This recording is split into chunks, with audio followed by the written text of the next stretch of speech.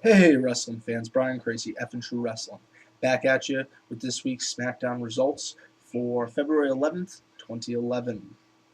Um, now, this SmackDown is going to be geared more towards the build towards WrestleMania and kind of some fallout from the Super Bowl. We're going to see a little inter. I don't know, I couldn't call it inter-promotional because they're not two wrestling promotions, but you're going to see inter-brand mixing during this episode. First things first, I have made a new purchase. I will show you guys real quick. I have to turn this into an unboxing video. We're going to jump right to SmackDown after this. But I am now the owner of a WWE Deluxe World Heavyweight Championship replica. It's a very nice title. I purchased it from Joey, who I do these videos with, JC Styles. And the only thing left is I got a blank plate on it right now, but I'm going to get that engraved with my name. He did an unboxing video on this when he first purchased it. I did get this, like I said, from him secondhand.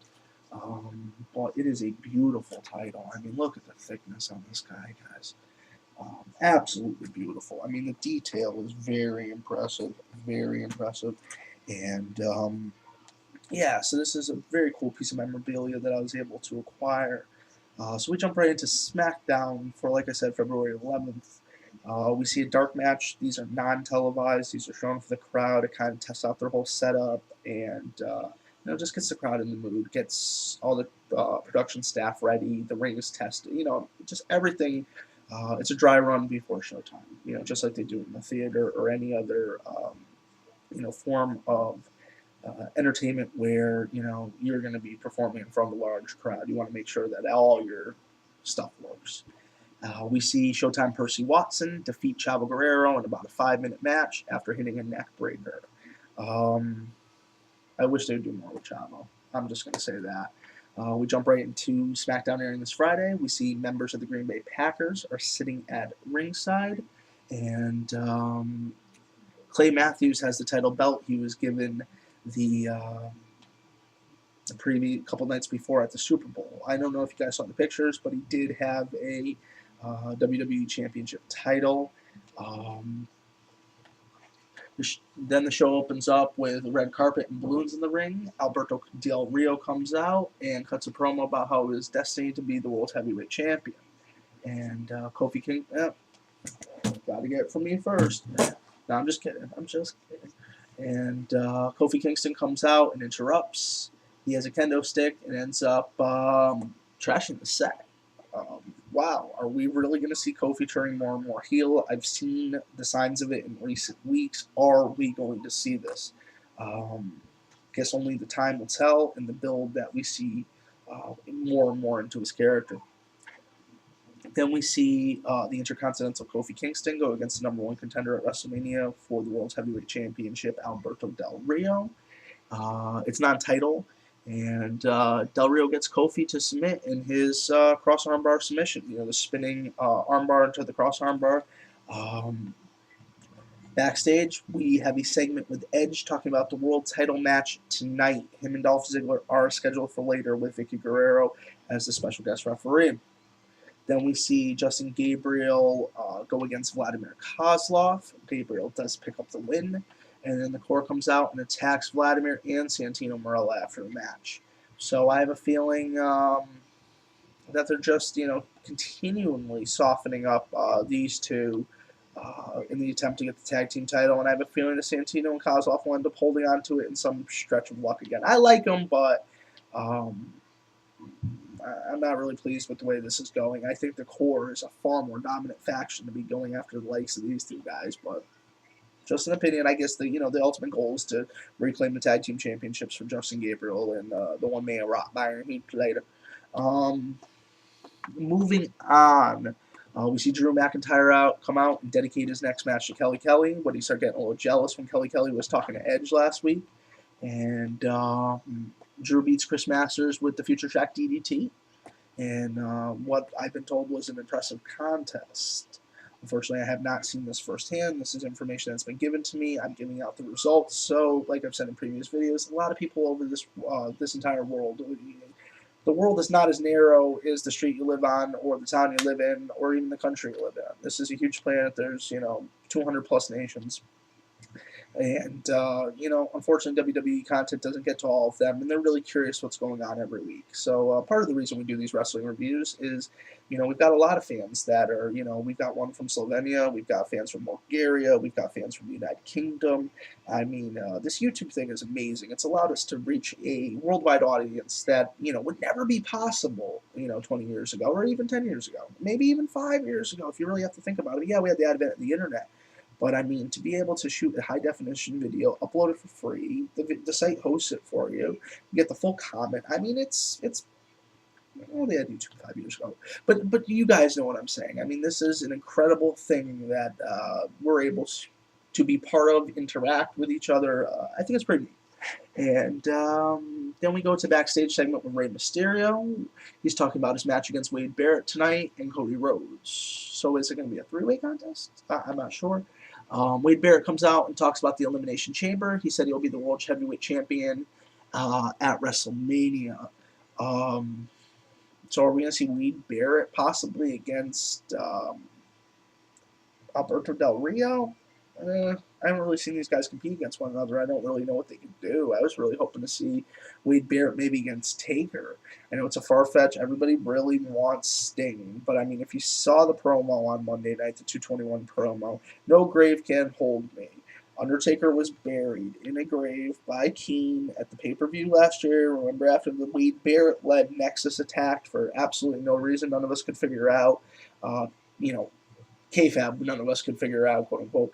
But behind the scenes, everybody knew Undertaker got injured again. His first injury back in June was his orbital in his eye. This injury was his rotator cuff, I believe. I've had a similar injury, actually. Those are my scars for it right there, guys. I got one in the back that's bigger. Yeah, they did orthoscopic rotator cuff repair. My shoulder was like down here somewhere. I actually separated it working. And yeah, so you have respect for what these guys go through to perform for you guys. I've had one of their injuries firsthand, and it's no freaking joke. A year later, and I'm still, getting back to the way I was. But life's a long road. You walk it, you live it, you love it. If you ever saw those commercials, get loves. And then we see Rey Mysterio beat. We see Wade Barrett beat Rey Mysterio with help of the Core.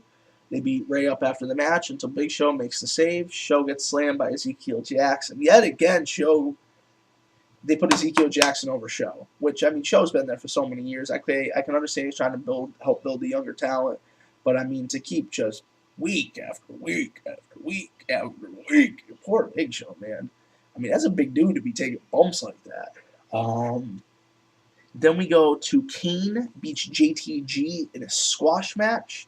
If you're just going to have JTG get beat every week, why didn't you keep Shad around? At least they could add a tag team division. I'm not even going to go into any more on that.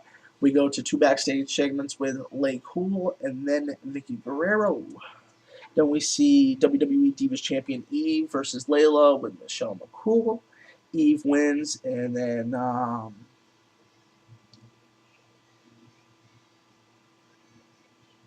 and I'm told Dissension is teased with Lay Cool. I guess, are they finally teasing a breakup of Lay Cool? I don't know. I don't know about that. I think those two girls are good to each other. Michelle McCool is definitely the worker of the group. Layla's, the pretty face. Layla does not have the. She's a good athlete, don't get me wrong, but she doesn't have the wrestling ability Michelle McCool does. And I think for her to stand by herself would probably almost be career suicide. Then we see Edge versus Dolph Ziggler for the World's Heavyweight Championship with Vicky Guerrero as a special guest referee, as I mentioned earlier.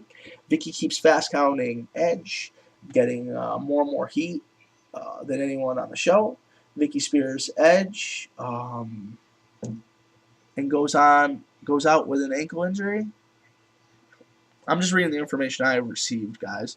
Edge spears Dolph Ziggler twice. Green Bay Packers lineman Clay Matthews comes out wearing a referee shirt and makes the 3 count. After the match, he and Edge celebrate with their title belts and end the show. Huge pop for Matthews and Edge. How the hell does Clay Matthews come out with a referee shirt and count the fall? I don't understand it. I don't. I guess I'll have to see it firsthand. Still probably won't understand it. Obviously there's been some interesting decisions made, but this sounds like one of them. Guys, I know this was one of my more interesting SmackDown reviews. Kind of just on the cuff, on the fly, just doing it quickly. There will be no graphics on this one, but I do want to throw out a plug to Antoine Dillard for everything that he has provided for us in the past. We will continue using those.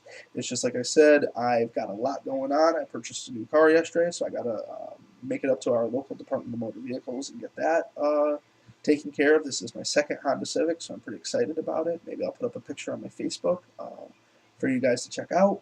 And sounds like SmackDown's going to be alright. I mean, I don't think it's anything, to drop plans for to watch, but, it sounds like it's going to be, a 2-hour filler show for Friday night if you don't got anything other to do. Well, that was a positive, feedback now, wasn't it? That'll really make you want to tune in, doesn't it? And, guys, for F and True Wrestling, this has been Brian Crazy. I hope that you guys enjoyed my little show here, and see you guys again soon.